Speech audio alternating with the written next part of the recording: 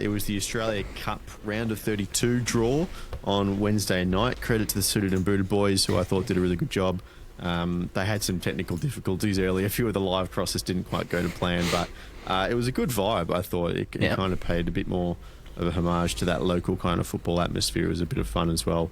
We got a really interesting draw. I'm going to come at you, ask for your match of the round, and I'm going to kick us off maybe in an unexpected place. But I am all in on this Darwin Olympic versus Nunawading City game.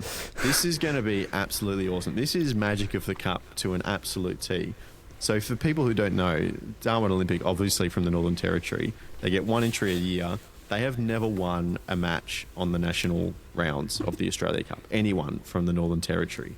And they're going up against Nunawading City, who come from the third tier of Victorian football. They beat Hume City, a very good NPL side, 4-0 in the previous round of the Doherty Cup to qualify for the national stages. So either the Northern Territory is going to get their first ever win and make it to the round of 16, or we're going to have a third tier Victorian team in the round of 16. And I think Melbourne Serbia FC, they were the team that from the third tier that did well last season as well. I think they got to the round of 16. So unfortunately, it's not quite as a unique story, but it's still amazing to have a third tier side. So I'm all in on that one. A third tier side on an away trip to Darwin in the national stages of the Cup. I think that's pretty sick. Christian? Yeah, there's a few that jump out to me. I was going to say the Brisbane Derby, Brisbane City and Brisbane Olympic. I don't know. I can't think to two Brisbane sides playing. Besides Brisbane Roar. There might be one, but from memory, I can't think of one. So I know those two sides haven't predominantly dominated the NPL side of things over recent years, but still, a derby's a derby, right? And I think in the round of 32, it'll definitely be a spicy occasion. And the other one I was looking at is, I guess, the South Derby, South Hobart versus South Melbourne. Because we know South Melbourne struggled this season, right? They've just been teetering above relegation. They've had, a couple of hiccups. And then you've got South Hobart on the other side who are absolutely flying in Tasmania in the NPL sector. So, it's in South Hobart. It could be a bit of an upset, if you want to call that. South Melbourne might be heading home early. Yeah, I think, South, their priority absolutely is still to stay safe in the NPL Victoria. They've got a little bit more safety now. They've won a few games, but they're definitely right on the edge. And of course, they've got the championship to think about at the end of the season as well. A fun link in this one that they did eventually clarify on the broadcast as well is that Andy Brennan, who is a current South Melbourne player, not only was a former South Hobart player, but actually played against South Melbourne in a pre-season friendly like yonks ago when he was a 17-year-old. I saw that pop up on social media today. So that's a cool link. So I'm sure those two clubs are going to have a good time.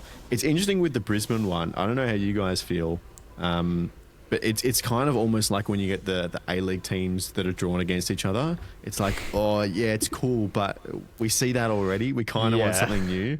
I know people are talking about the Northern Tigers v Sydney United game. The fact that that's actually the matchup in the Waratah Cup final as well. Yeah. So they're going to play the Cup final of the State Cup and then go into the round of 32, which is a little bit annoying because you play each other twice. I don't know. It reminds me a couple of the finals that Adelaide have made against City and Sydney. They then played them in round one as well same season. So it was like you played them round one and then played them in the cup final the week after or whatever it was. And it's just like it was the same fixture. It's like it wasn't quite as. Who was the team that Who was the first team that Mitch Langerak played against this season? Because it's somehow I think it was Sydney actually. I think it was Big Blue, Sydney. And it ended up that was. In his 5 previous Melbourne victory games, they were all against Sydney FC. It's just wild that you get runs like that. Give us something new, guys. Come on.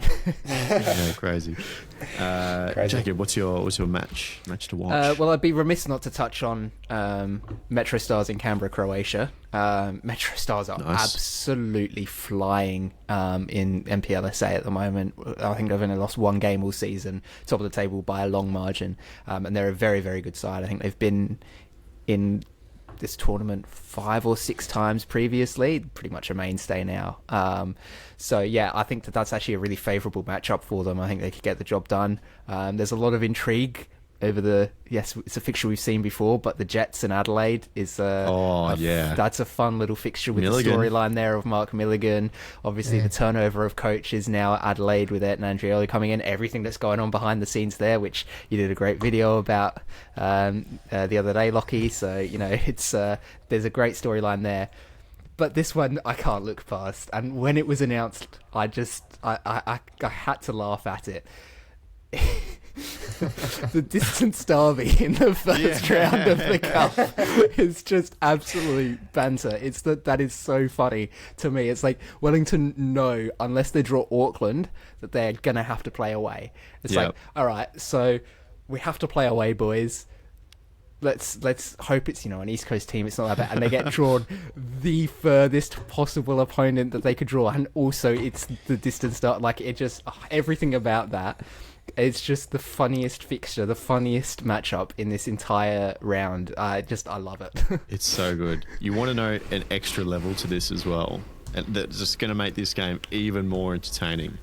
Scott Wooden and Sam Sutton played for the Wellington Phoenix side that beat Brisbane Roar in the playoffs up in Darwin, a little over a month ago now. Yep.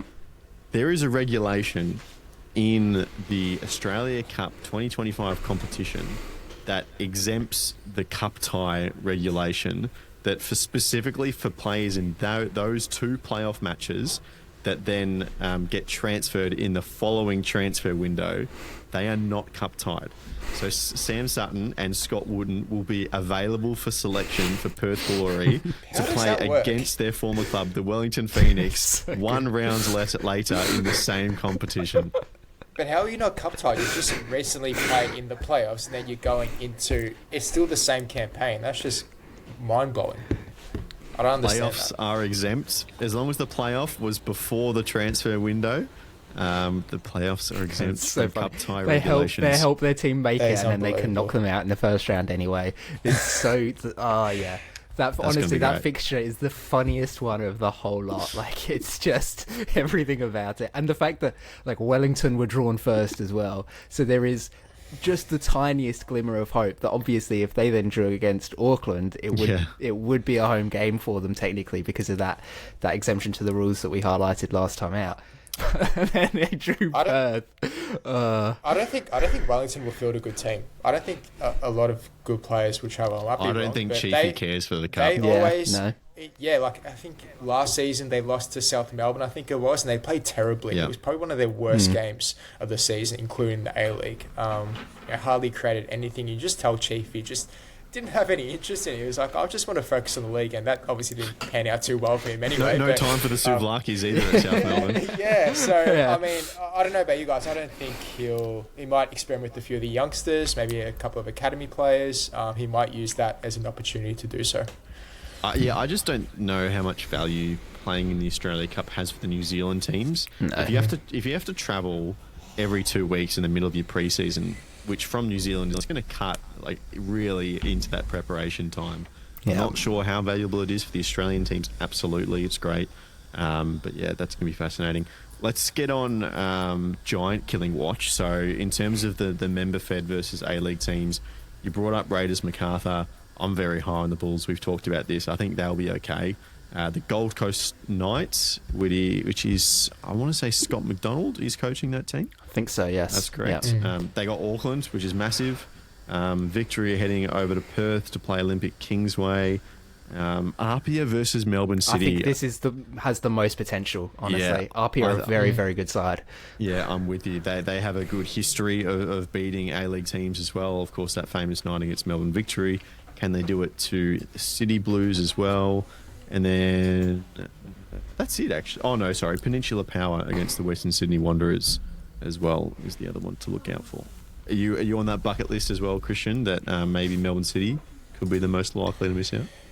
Yeah, I was looking at that fixture as well as one of the key ones because, as you mentioned, years gone past, I think API have a very good track record in this competition. They're the Giant Killers. So, at home, I mean, City will be, a couple of months coming off the championship. So that's probably where you're at your most vulnerable, right?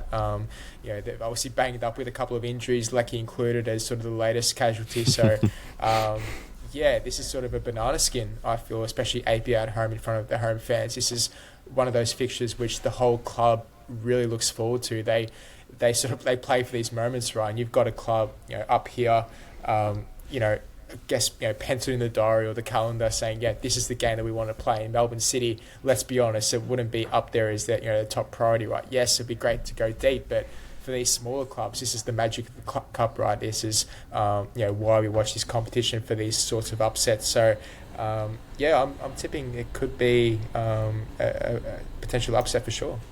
Just on Lecky, I don't know if you saw during the week, but Melbourne City announced like an extension with like a medical supplies company, like as a partnership or whatever. Yeah, I saw and that. And it was like Elastoplast or whatever. And they just had the graphic was the photo of Lecky with all the stuff around his nose. Just like the caption was just for obvious reasons. Very good. Very good connection. I like that. Well, there you go. Australia Cup round of 32. Of course, the other angle here is that I think a lot of people are going to be paying particular attention to this year because it's going to be their first glimpse of a lot of these clubs that going into the Australian Championship as well. I'm looking down the list very briefly. I should have prepared this ahead of time.